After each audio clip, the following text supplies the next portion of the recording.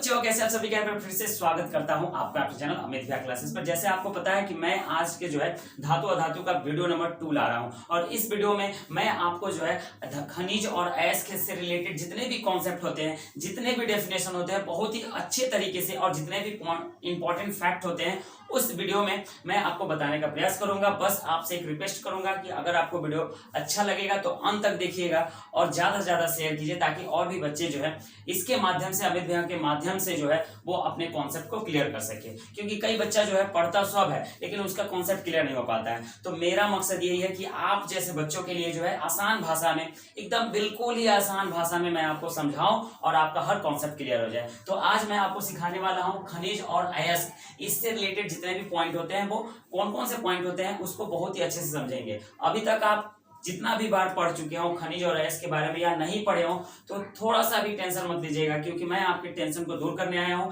आज मैं जो बताऊंगा खनिज और अयस्क होता क्या है, इसके कौन कौन से पॉइंट होते हैं, धातु कर्म क्या होते हैं, जो वेरी वेरी इंपॉर्टेंट है, उस बात को इस वीडियो में डिस्कशन करने जा रहा हूं। बस छोटे छोटे वीडियो के माध्यम से आपको सिखाऊंगा। बस आपका केवल एक ही दायित्व बनता है, एक ही जिम्मेदारी बनती है कि आप पेन और कॉपी लेकर बैठिएगा और जैसे मैं समझाऊं आप उसे जो है या तो स्क्रीनशॉट के माध्यम से उसे कर लीजिए या तो आप उसे नोट डाउन कर लीजिएगा। और बोर्ड एग्जाम में विश्वास मानिए आपको जो है किसी के ऊपर भरोसा करने की जरूरत नहीं है या बोर्ड एग्जाम में किसी को जो है मुंह ताकने की जरूरत नहीं है। आप मेरे साथ जुड़िएगा, जुड़ने के बाद आपको एहसास होगा कि मेरे अंदर कॉन्फिडेंस आ रहा है। तो बिना देर किए हुए सबसे पहले समझते हैं कि खनिज होता क्या है, मिनरल्स क्या होते हैं। देखिए एक लोकल भाषा में समझिए, खनिज होता क्या है कि मान लीजिए कि हम कहीं जा रहे हैं और वहां से ढेर सारा मिट्टी को क्या निकाल लिए। अब उस मिट्टी में अगर धातु की मात्रा मौजूद नहीं है तो फिर वो मिट्टी हमारे लिए खनिज नहीं है। जिस मिट्टी में धातु की मात्रा मौजूद होती है उस मिट्टी को ही हम लोग खनिज कहते हैं। बात समझ में आ रहा है। अब परिभाषा देखिए क्या है, खनिज या मिनरल्स किसे कहते हैं। तो पृथ्वी के परत में उपस्थित, जो हमारा पृथ्वी है उसके परत में मौजूद धातु युक्त ठोस पदार्थ को हम लोग क्या कहते हैं, खनिज कहते हैं। बात समझ में आ रहा है। यानी जिस मिट्टी में धातु की मात्रा मौजूद होगी उस मिट्टी को ही हम लोग खनिज कहेंगे। बात समझ में आ रहा है। जैसे एग्जांपल में जैसे NaCl, CaCO3, ZNS, यानी हमारा देखिए सोडियम क्लोराइड, कैल्शियम क्लोराइड, देखिए कैल्शियम कार्बोनेट और जिंक सल्फाइड, मतलब ऐसे तमाम तरह के धातुएं जो हैं अगर उस खनिज में मिल रही हैं, अगर उस मिट्टी में मिल रही हैं तब उस मिट्टी को हम खनिज कहेंगे। बात समझ में आ रहा है। तो अब इसी खनिज से हम क्या तैयार करेंगे, अयस्क निकालेंगे। अब ये अयस्क क्या होता है सर, बहुत बार एग्जाम में क्वेश्चन पूछा गया है कि अयस्क से आप क्या समझते हैं। तो आप क्या किए कि जिस मिट्टी में धातु मौजूद होंगे उस मिट्टी को क्या कहेंगे, खनिज कहेंगे कि नहीं। अब खनिज जो है, अब समझिएगा कि अयस्क क्या है। जिस खनिज में प्रचुर मात्रा में धातु उपस्थित होती है, अब जिस खनिज में खूब ज्यादा मात्रा में धातु मौजूद होगा और उस धातु को आसानी से क्या करेंगे, निकाल लेंगे,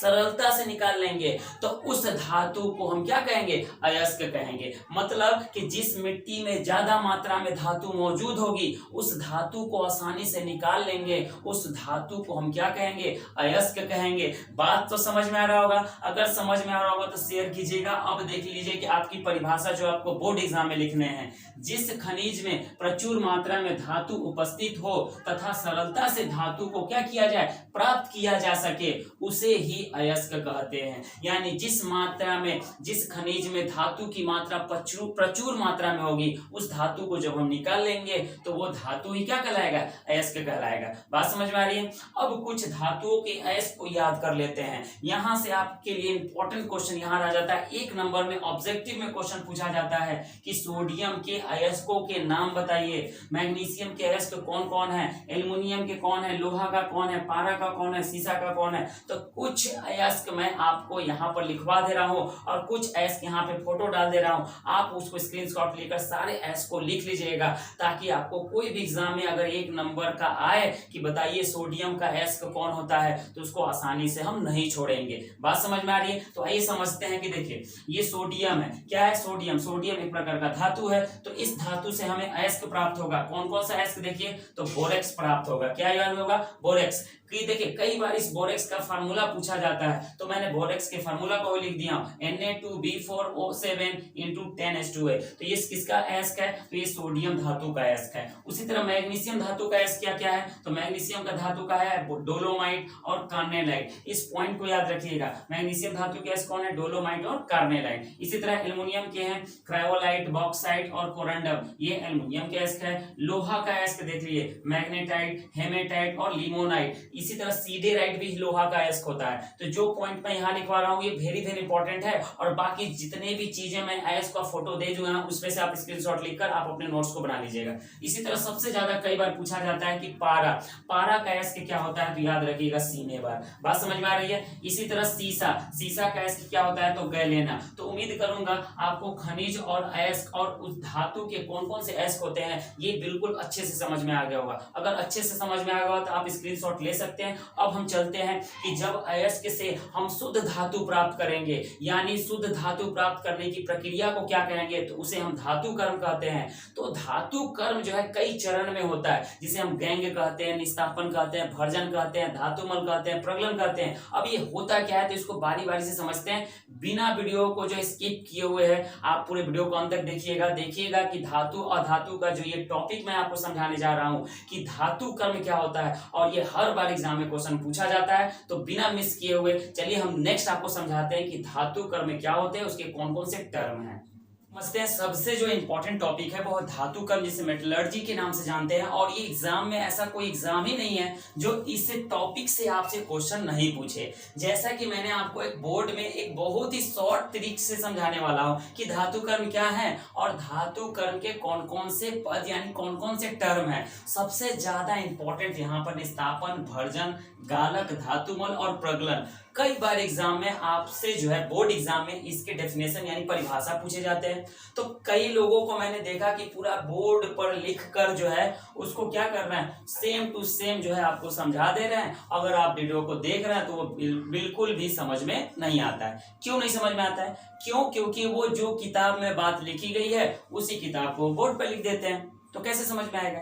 तो कुछ तो नया चाहिए। तो अमित भैया क्लासेस आपके लिए नया लाया है। आपको केवल वीडियो को देखना है, और पूरे भरोसे के साथ मैं आपको बताना चाहता हूं कि अब आपको धातु कर्म से रिलेटेड जितने भी पॉइंट मैं यहाँ पर लिखा हूं, एक भी परिभाषा अगर याद ना हुआ, समझ में नहीं आएगा, तो आप मेरे चैनल पे क्या कीजिएगा, अनसब्सक्राइब कर लीजिएगा। शेयर वोर करने की जरूरत है ही नहीं, क्योंकि मैं मानता हूं कि अपने छोटे भाई बहनों को जो है अच्छा से अच्छा जो है कॉन्सेप्ट दूं।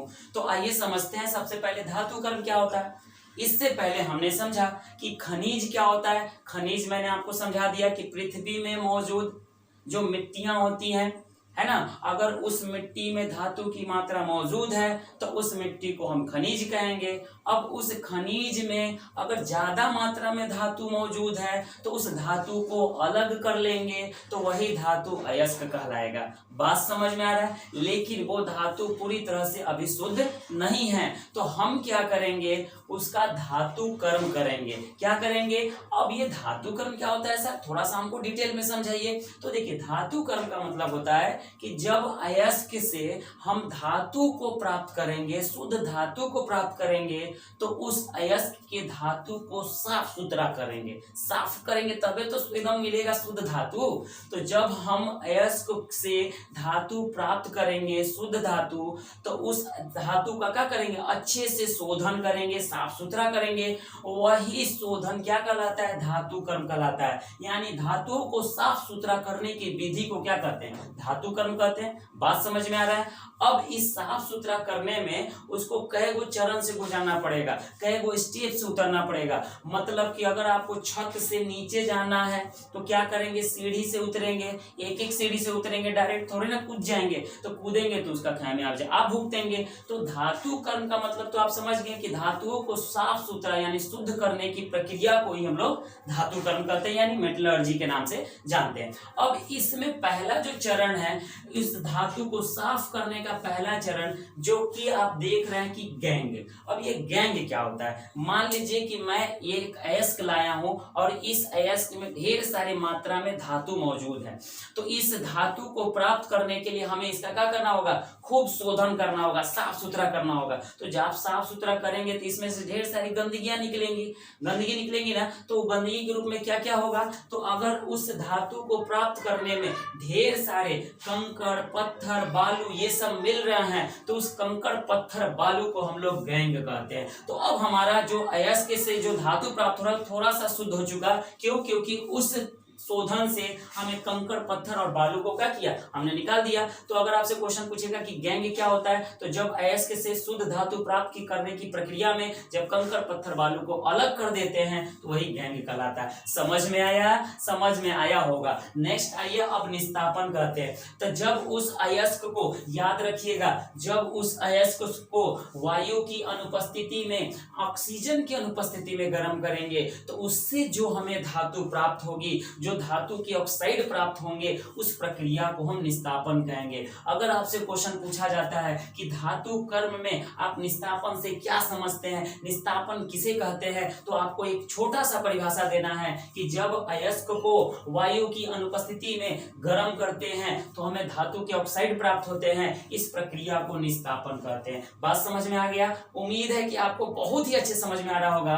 अब ये समझते हैं कि भर्जन किसे कहते हैं। इसका जस्ट सर अपोजिट कर दीजिए, मतलब जब धातु के ऑक्साइड को जब हम प्राप्त करेंगे, यानी जो हमारे पास अयस्क है उस अयस्क को जब ऑक्सीजन की उपस्थिति में गर्म करेंगे तो हमें धातु के ऑक्साइड प्राप्त होंगे। एक होता है धातु ऑक्सीजन की अनुपस्थिति में, तो उस प्रक्रिया को निस्तापन कहेंगे, और एक होता है ऑक्सीजन की उपस्थिति में जब हमें धातु के ऑक्साइड प्राप्त होंगे तो उस प्रक्रिया को क्या कहेंगे, भर्जन कहेंगे। बात समझ में आ रहा होगा? उम्मीद है कि आपको समझ में आ रहा होगा। नेक्स्ट समझिए अब गालक। देखिए गालक क्या होता है, जब अयस्क को कोक के साथ गर्म कर देते हैं। अब ये सर कोक क्या होता है? देखिए कोक का मतलब होता है कि एक ऐसा पदार्थ जिसमें 98% कार्बन की मात्रा हो। क्या हो? जिसमें 98% कार्बन की मात्रा हो। तो जब हम अयस्क को कोक के साथ गर्म करेंगे तो इस प्रक्रिया को हम गालक कहेंगे। बात समझ में आ रहा है? गालक किसे कहते हैं? जब अयस्क को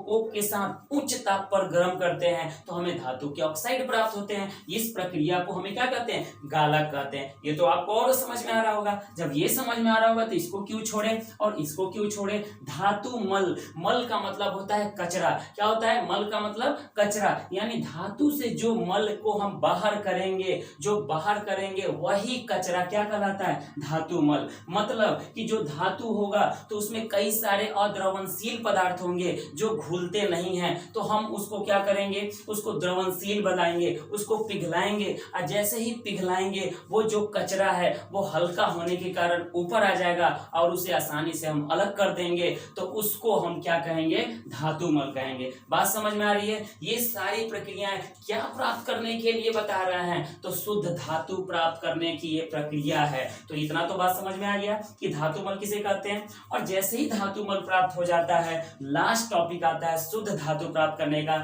जिसे हम प्रगलन कहते हैं। और ये प्रगलन होता क्या है सर? तो जो धातु हमें प्राप्त होगा, वो धातु के जो ऑक्साइड प्राप्त होंगे उसे हम उच्च ताप पर जब हम गर्म करेंगे तो हमें शुद्ध धातु प्राप्त होगा। क्या प्राप्त होगा? शुद्ध धातु। और यह शुद्ध धातु प्राप्त करने की विधि को ही हम लोग क्या कहते हैं? प्रगलन कहते हैं। तो अब उम्मीद है कि धातु कर्म के जितने भी टॉपिक हैं, चाहे गैंग हो, निस्तापन हो, भर्जन हो, गालक हो, धातु मल हो, चाहे वो प्रगलन हो, अब ये 1 2 3 4 5 6 में से ऐसा हो ही नहीं सकता है कि आपको वो डेफिनेशन याद ना हुआ हो। यही तो अमित भैया क्लासेस का मेन मकसद है कि आपके कॉन्सेप्ट को क्लियर करना। तो अब इसके बाद हम लोग पढ़ेंगे अयस्कों का सांद्रण। तो उसके लिए सबसे पहले ये तैयार कर लीजिए, ये तैयार करेंगे तब तो और अच्छा लगेगा और मजा आएगा पढ़ने में। तो हम फिर मिलते हैं आपसे नेक्स्ट वीडियो में। इसी के साथ आप बने रहिएगा और ढेर सारा प्यार अपने अमित भैया क्लासेस को देते रहिएगा। फिर मिलते हैं प्यारे बच्चों नेक्स्ट वीडियो में। अयस्कों का सांद्रण कैसे किया जाता है बहुत ही मजेदार तरीके से आपको समझाने वाला हूँ। जय हिंद।